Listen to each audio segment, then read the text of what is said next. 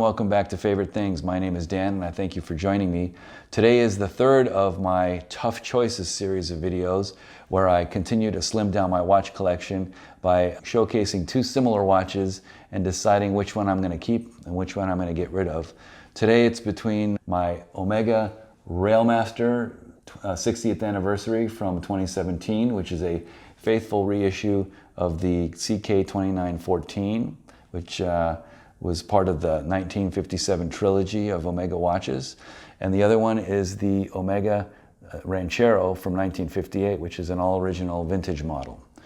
So this is a tough choice, but let's get into it and check it out.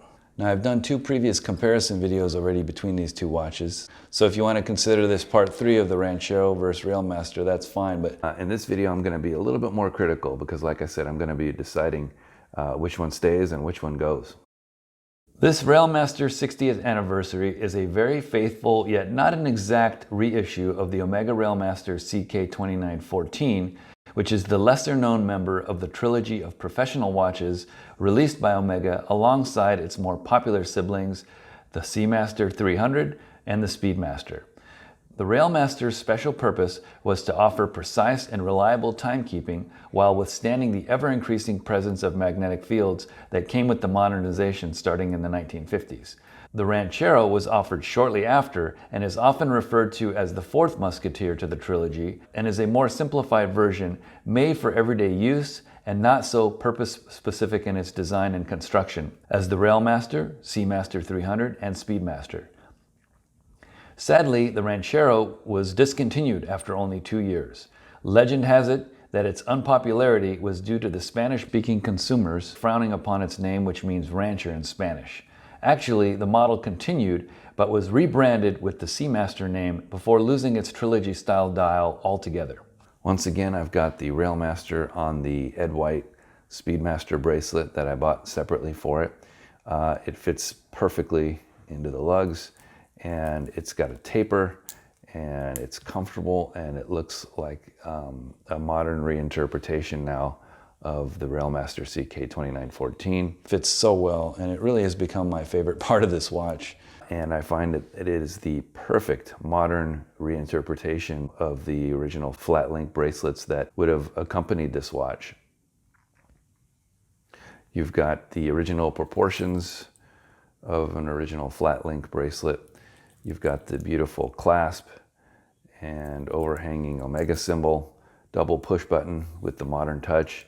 No stretch links, of course, but very solidly constructed. No push button adjustment here, but that's okay. We've got plenty of adjustability with the two positions on the clasp cover.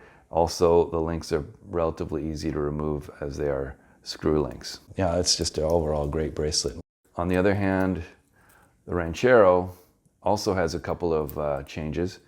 I finally found a decent 7077 bracelet to put it on for a reasonably good price. And this is the original bracelet it would have come on. It's got the characteristic short clasp instead of the more modern long clasp of the 1035 that I used to wear it on. And instead of the single stretch links, there are these double stretch links, which look a little funny, but they're pretty easy to remove and add to the bracelet because there's this little access hole for a flathead screwdriver, and you just kind of pop this gate open. You can slide out one of the links or put one back in, and then you just close it up. It takes a little bit of practice, but pretty convenient. Also pretty cool is the side links are actually solid, you can see here, rather than this fold-over design that came later with the 1035 flat links. See the difference there? So, yeah, you know, the center links are all still hollow, but these side links are more solid and kind of reminiscent of the more modern version here. Another thing I want to point out here is that the clasp of the 7077 has no date stamp. Usually there'd be one here on the right side. And what I've learned is that indicates that this is pre-1959. So with this being a 1958 bracelet, it's the same age as the actual watch head. So we've got a 1958 watch and bracelet all together in one package, which is kind of nice. One other thing that's new here about the Ranchero since previous videos is I've gone ahead and returned the case finish to the original. Originally this was a brush finish when it came from the factory, but previous owner polished the sides, and so I returned it to a brush finish, which I like a lot more. Yes, it does show this little nick that I've got here, but I don't mind. The brushed finish really accentuates this sharp corner and the change of finishes from a brushed to a polished finish. And so it makes the case a little bit more bold, which I like. In slimming down my collection, one of my goals is to part with similar watches. I find myself mentally comparing similar watches, and it's obsessive, exhausting, and distracting. I do see myself selling either the Ranchero or the Railmaster, as they are two of an all-time favorite watches. It's going to be a tough decision, and here are some of the factors that I will be considering. So let's talk about legibility. When it comes to a time-telling tool, legibility is one of the more important things, maybe the most important thing. And I do find that the Ranchero wins that battle because it's got this flat black dial, and at some angles the tropical gray dial of the Railmaster, let me see if I can find, of course now I won't be able to find it now that I'm showing you on video, but there are certain angles where the high polished hands will totally disappear, same color as the gray background color of the dial. And so I don't see that happening as much with the Ranchero. The other thing is that the Railmaster has this highly polished needle seconds hand with no pip, and so sometimes that could be also hard to see from certain angles versus the white painted subdial seconds hand on the Ranchero, which is definitely easier to see when you're timing your seconds. Okay, let's talk about comfort on the wrist. So the Ranchero is 36 millimeters in diameter, 44 millimeters from lug to lug, and it has a slender 10 millimeter case height. And it's just very comfortable on the wrist. Weight-wise on this bracelet, it's 60 grams, which is super light. You can barely tell you're even wearing it. Whereas with the, in comparison, the Railmaster has a 38 millimeter diameter, 48 millimeter lug to lug, and about a 12.5 millimeter case height. And on this Ed White bracelet, it weighs in at 112 grams. So it does make this watch a little top heavy, not as comfortable, a little bit unwieldy, and when it's high profile, it can be a risk for banging against stuff. As a matter of fact, if you look closely, you'll see that I have cracked the crystal when I banged it against this steel door handle. And it's not going to be cheap to replace because it requires a full service. But man, I'm really considering myself lucky because it didn't hit a lug or, you know, a part of the case that would be a lot harder to replace, if at all. And no, the crack in the crystal doesn't bother me enough to not wear it. And it's completely internal, so I don't feel a line or an edge or anything like that. It's a contained crack, but it's there. And also, one thing I'll show you here is that occasionally I'll notice and slightly be bothered by this kind of hole right here, kind of showing that the case profile is nice, but because of the down-hanging belly of the case back, it just doesn't hug the wrist as well. As, for example, going back to the Ranchero, which hugs my wrist very nicely. And I find it's like the only watch that doesn't seem to migrate north on me. A lot of my watches end up being kind of like this, way up high on the outside of my wrist. So the Ranchero seems to sit very well, and so that's a big factor. So visually, these dials may seem pretty similar at first, but then if you look at the Ranchero, you'll notice that there's no 6, and instead there's a subdial. And I think that makes for some nice visual interest and some variety into my collection. And I also find that it balances the dial a little bit better, because here you've got a single digit 6 opposing a double digit 12, whereas here we just have the double digit 12 being balanced by a subdial. Not to mention that sunken subdial is just so cool to look at. Notice there's no concentric rings inside the subdial.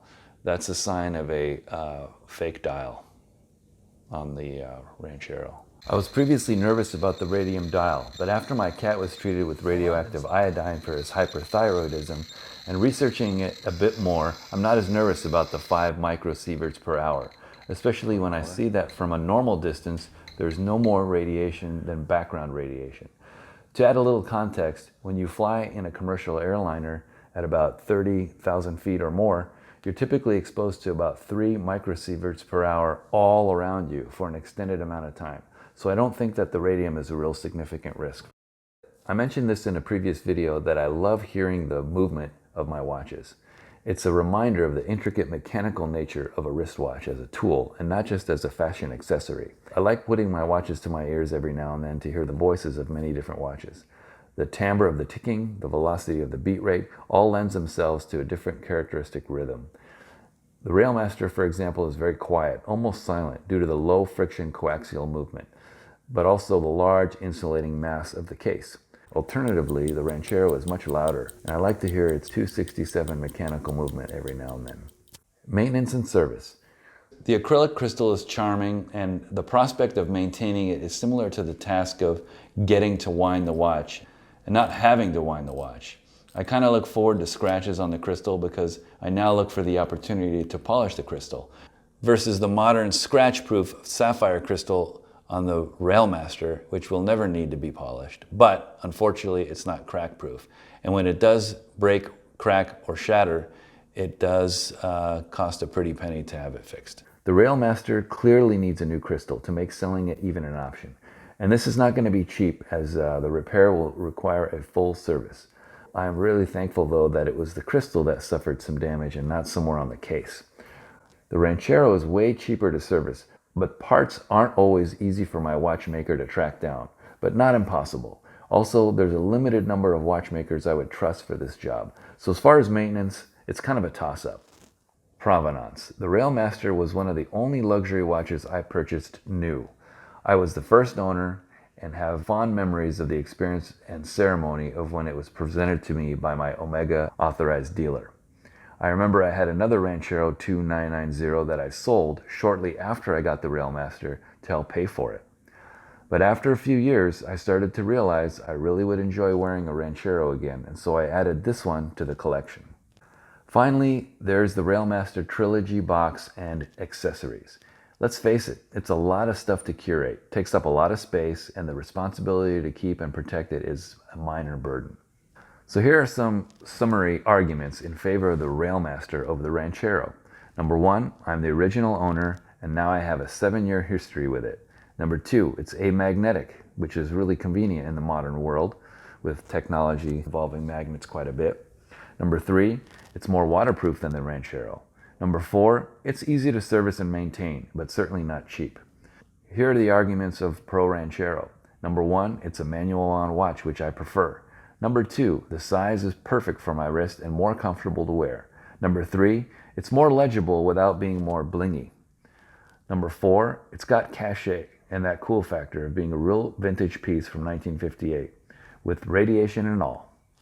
A modern reissue of a vintage classic can be a mixed bag. I love most of the design choices that went into the Railmaster Trilogy, including the dial markers, vintage colored lume, and the broad arrow handset, but maybe not the choice of an automatic movement, nor the gray tropicalized dial, and I do think that the supplied bracelet could have used some refinement. The advantages of the modern updates are very convenient, but the real thing is tough to beat. The comfortable, lighter overall weight, the manual winding, and the unique appearance due to its particular life experience give it real character that cannot be matched by a modern watch. Not to mention it's an interesting experience wearing a timepiece from decades before I was born. The final factor is which of the two watches I enjoy wearing more. And I gotta admit, that's the Ranchero. So what's the plan? Well, I'm gonna have the Railmaster serviced and looking brand new, and I will list it complete with everything it came with, including the factory bubble case, my collection of 19mm straps, and this wonderful Ed White bracelet, which I think is a major upgrade to the Trilogy Railmaster. But there's a surprise announcement. I will likely also sell the Ranchero. You see, I have this new old stock Ranchero build happening right now, and I'm excited to see how it turns out. I'll share that very special project in another video. I'm also due for my 2024 State of the Collection video, so please stay tuned for that as well. Anyway, thanks again for joining me, and have a great day.